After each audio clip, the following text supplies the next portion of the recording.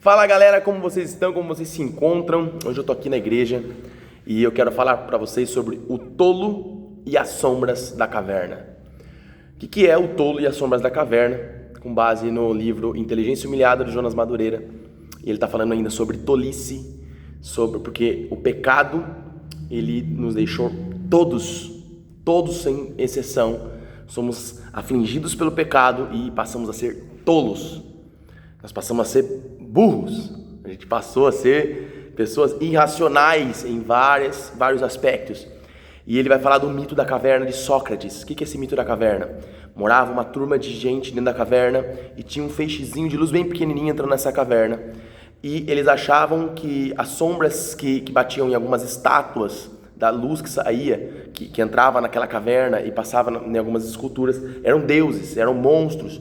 E eles não poderiam sair dessa caverna, porque se eles saíssem dessa caverna, o que iria acontecer? Eles iam ser mortos, não podiam sair dali. De repente, um desses homens que está dentro da caverna sai da caverna.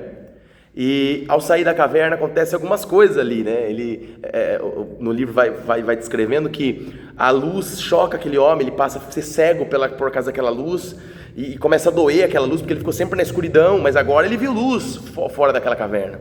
E daqui a pouco essa luz, ela vai doendo cada vez mais até que ele se acostuma com a luz, né? E isso é muito semelhante também ao evangelho, né? No começo aquela luz nos impacta tal, e a gente tem muito receio, a gente fica...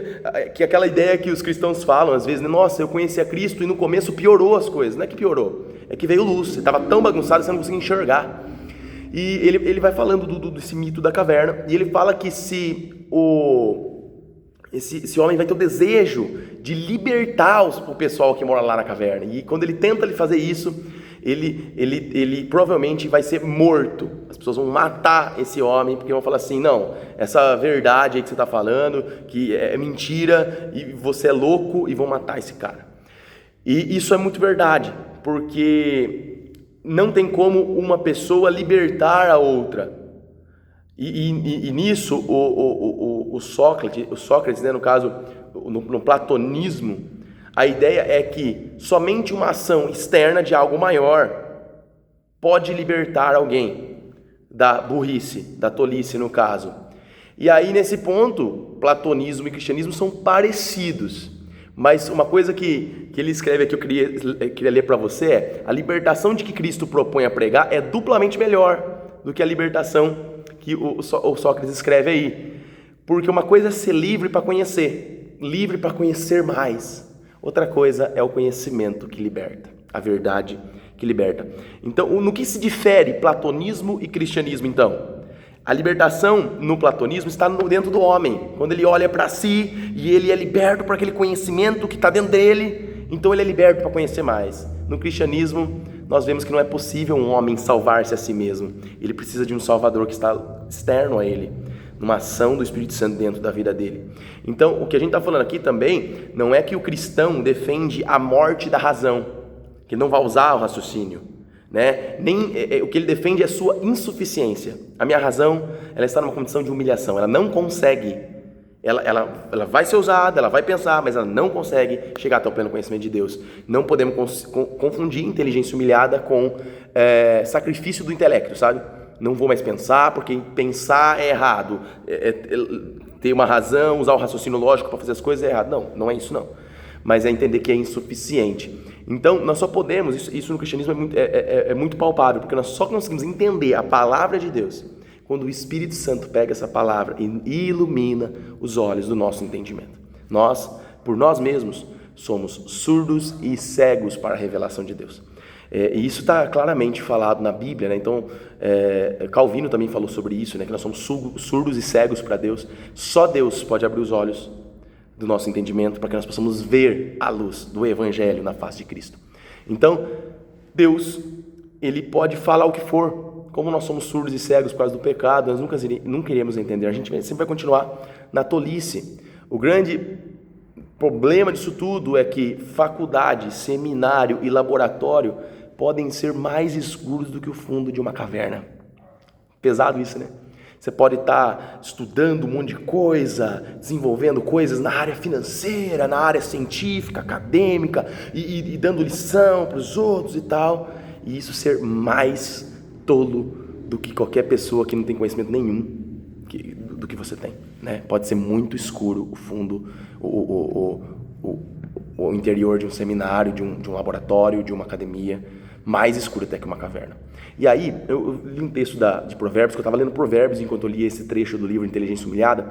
Provérbios 30, 11 e 12 diz assim: alguns amaldiçoam o pai e são ingratos com a mãe, consideram-se puros, mas são imundos e nunca foram lavados. O que eu quero dizer com isso? Pior do que ser tolo, o que é pior do que ser tolo? É ser ainda mais tolo.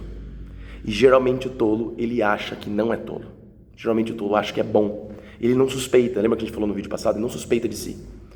Então, pior do que ser tolo é ser mais tolo ainda, como diz Provérbios 26, 11, como o cão que torna o seu vômito, assim é o insensato que reitera a sua estutícia.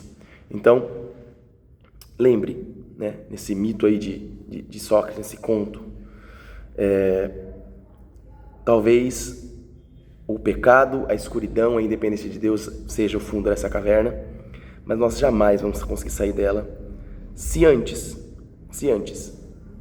o nosso Salvador não entrar naquela caverna e nos tirar de lá e abrir os nossos olhos para as coisas. E uma coisa é verdade: ao sermos libertos dessa caverna, haverá um desejo enorme na gente de contar para as pessoas que estavam lá presas na caverna junto com a gente, que existe luz, que existe vida fora da caverna. Então, esse é um jeito de pregar aqui para você, é que se você realmente conheceu a luz de Cristo, nascerá em você um desejo intencional de que outras pessoas que ainda não conhecem a Cristo passem a conhecer a Cristo. Amém? Então, é isso. Eu encerro hoje nosso capítulo Inteligência Humilhada, o mito da caverna.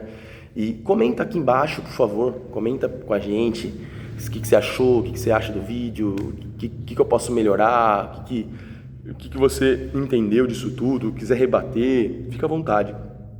Outro ponto é, se você desejar, se você fala assim, nossa, eu gostaria de ajudar o Vitão, estou fazendo seminário e quero patrocinar o Vitão nessa aventura, eu vou deixar meu Pix aqui na descrição, minha chave Pix, e você pode mandar qualquer valor lá para ajudar a gente a se manter lá no seminário. São muitos livros que tem que comprar, viagem lá para São José dos Campos, os polos, enfim, eu preciso muito da ajuda dos irmãos. Se você puder me ajudar, eu vou deixar minha chave Pix aqui embaixo também. E principalmente, ora por mim, lembra de orar por mim, eu conto muito com a oração dos irmãos. Amém? Deus abençoe você e nós nos vemos na próxima.